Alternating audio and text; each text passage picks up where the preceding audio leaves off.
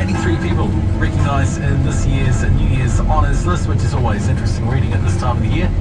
So we welcome 3 new dames and 3 knights, most notably Dame Miranda Harcourt and Sir Ashley Bloomfield. There's a couple others, but not really household names, like those two.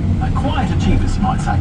Of the other recipients, 88 are women and 95 are men. Congratulations. Cold Chisel on the way next here at Gold, being 52s as well. Then we're back to 1975 today, 23 years and 23 days. More Māori males will drown gathering kai this summer than everyone else combined. Don't be that guy.